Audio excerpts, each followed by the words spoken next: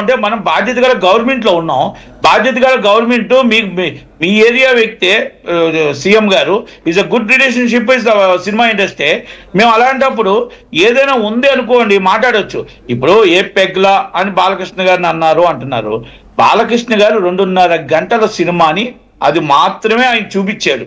మా cinema entertainment మాత్రమే, దాంట్లో పాత్రలో అవన్నీ కూడా కల్పితాలు మాత్రమే. 100 మంది ఫైటర్స్ ఉంటారు, కొడతాం, బయట కొడతారండి.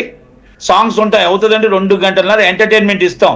మా మా మా బాధ్యత ఏంటో తెలుసా అండి? ఉదయం 4 గంటలకు లెగిసి మేము రాత్రి 12 గంటల దాకా ఒక కార్మికుడు అవ్వచ్చు, హీరో అవ్వచ్చు, హీరోయిన్ అవ్వచ్చు, అందరం కష్టపడితేనే మాకు ఒక సినిమా తయారవుతుంది. ఇండస్ట్రీ వల్ల మేము ఒక పరిశ్రమ ఉండడం వల్ల టూరిజం పెరుగుతుంది. మాకు ఆ పరిశ్రమ టూరిజం పెడితే ఎంతో మంది ఎంప్లాయ్మెంట్ వస్తుంది. ఎంప్లాయ్మెంట్ వల్ల మీకు మొత్తం టోటల్గా అనాథరైజ్డ్గా వ్యాపారాలు పెరుగుతున్నాయి. పరిశ్రమలో 1,00,000 మంది డైరెక్ట్ గా ఇండైరెక్ట్ గా ఉపాధి కలుగుతుంది. కనుక మా ఇండస్ట్రీని మీరు గుర్తించాలి. మా ఇండస్ట్రీ మీద మీరు అబండాలు వేద్దామంటే ఎలాగా? మేము మీతో పాటు ఉన్నాం. మీ ఆధార్ కార్డులే కదా, మీకు ఏ చట్టం వస్తుందో మాకు ఆ చట్టం వస్తుంది. నట్టి కుమార్ గారు జాయిన్ అయ్యారు. So I continue with you. మీతో మాట్లాడతాను మళ్ళీ. అంటే ఇక్కడ మిమ్మల్ని గుర్తించమండి అని అంటున్నారు. గత 10 ఏళ్ళుగా లేనటువంటి అవార్డ్స్ని, నంది అవార్డ్స్ని, గద్దర్ అవార్డ్స్ని మళ్ళీ తీసుకొచ్చారు. అద్భుతంగా రీసెంట్గా సెలబ్రేట్ చేసుకున్నారు. 2 సీజన్లు కూడా పూర్తయ్యాయి. సో మీతో పాటుగా ఎన్నడూ లేని విధంగా నాకు తెలిసి తెలంగాణ వచ్చినప్పటి నుంచి కూడా గత ప్రభుత్వంలో కూడా చర్చలు జరగలేదు. సినిమా వాళ్ళతో, మీ ప్రొడ్యూసర్లతో, యాక్టర్లతో, మంచి మంచి డైరెక్టర్లతో భేటీ జరిగింది. ముఖ్యమంత్రితో ఆ భేటీలో కూడా పార్టిసిపేట్ చేశారు. ఇక్కడ ఇంకేం కావాలో చెప్పండి, నేను ఇంకా సహకరిస్తానటువంటి మాట కూడా డైరెక్ట్గా ముఖ్యమంత్రి ఓపెన్ స్టేట్మెంట్ ఇచ్చారు. సో నాకు తెలిసి సినిమా ఇండస్ట్రీకి గవర్నమెంట్కి మధ్య ఎటువంటి ల్యాబ్స్ ఉన్నా కూడా కోఆర్డినేషన్ ఉంది, మాట్లాడుకుంటున్నారు, చర్చించుకుంటున్నారు, అయిపోతుంది. అనిరుద్ రెడ్డి చేసినటువంటి ఈ స్టేట్మెంట్ నిజంగా నేను ఒక రకంగా అన్నాడు అనుకోండి, ఛాలెంజ్ చేస్తున్నాను, లేకపోతే డ్రగ్ టెస్ట్ చేసుకోండి అనే రకంగా మాట్లాడుకొచ్చింది అనుకోండి.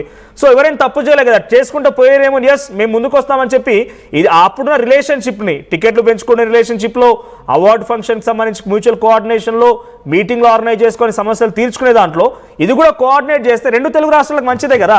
అంటే సినిమా ఇండస్ట్రీ వైపు నుంచి కూడా సిద్ధంగా ఉన్నామన్నటువంటి స్టేట్మెంట్ పాస్ చేస్తే ఒక పాజిటివ్ యాక్షన్ వస్తుంది కదా. నట్టి కుమార్ గారు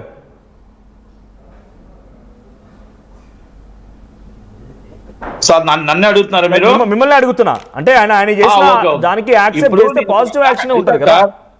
కాదు, సారీ సార్, నేను సార్కి అడుగుతున్నారేమో అని నేను సైలెంట్ గా. ఓకే, ఇప్పుడు నేనేమంటున్నానంటే సార్, కోఆర్డినేషన్ చేసుకోవడానికి, మాతో మీటింగ్లు పెట్టుకోవడానికి, మాట్లాడటానికి మాకు రేవంత్ రెడ్డి గారితో కానీ, బట్టి విక్రమార్కతో కానీ, సార్తో కానీ, మాకు లేకపోతే మా కోమటిరెడ్డి వెంకటరెడ్డితో కానీ ఎవరితో కూడా ఇక్కడ విభేదాలు లేవండి. ఇప్పుడు మాకేం కావాలో, ఆయనకి సినిమా ఇండస్ట్రీకి ఏం కావాలో, అలాగే వాళ్ళు గవర్నమెంట్కి ఏం కావాలో అన్ని కూడా కోఆర్డినేషన్ అవుతున్నాయి. ఇప్పుడు అనిరుద్ రెడ్డి గారు ఆయన మాట్లాడవలసిన ఏదో మాట్లాడి మా సినిమా వాళ్ళని తీసుకొచ్చాడే తప్ప, ఇక్కడ మేము ఎప్పుడు కూడా ఆయన ఏదో మాట్లాడుతున్నాడని చెప్పేసి మేము రియాక్ట్ అవ్వాల్సిన అవసరం కూడా లేదు. ఇక్కడ ఎవరు సినిమా ఇండస్ట్రీ ఒక డ్రగ్స్ తీసుకురాలా, ఒక పొలిటికల్ లీడర్స్ అండ్ డ్రగ్స్ తీసుకురాలా, ఒక ఐటీ ఆఫీసర్ డ్రగ్స్ తీసుకురాలా. డ్రగ్స్ అనే మహమ్మారి ఒక పక్క దేశాలు వెంటబడి అది ఇక్కడికి మత్తు పదార్థాలు ఇక్కడికి వచ్చాయి. దాన్ని ఎలా కాపాడాలి, పిల్లల్ని ఎలా రక్షించుకోవాలి అన్ని దాంట్లో మా సహాయ సహకారాలు ఏమైనా కావాలా?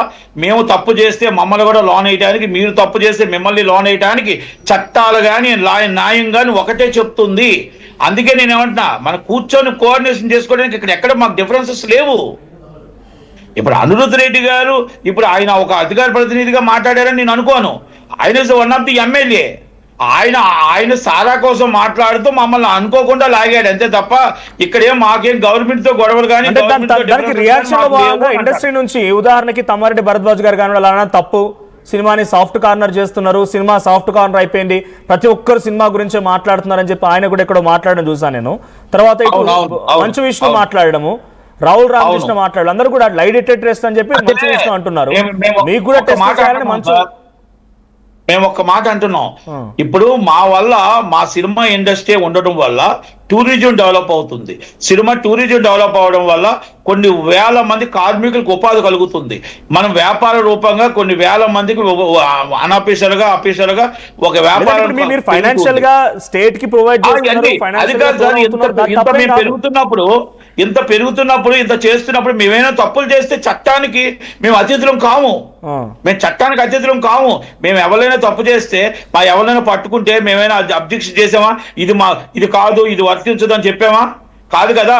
అందరికీ ఒకటే ఫైనాన్షియల్ గా సపోర్ట్ చేయాలి. అన్ఆథరైజ్డ్ గా మీరు ఇంత పెద్ద మొత్తంలో ఫైనాన్షియల్ గా సపోర్ట్ చేయలేదు కానీ ఎవరు దీన్ని తప్పు పట్టట్లేదు.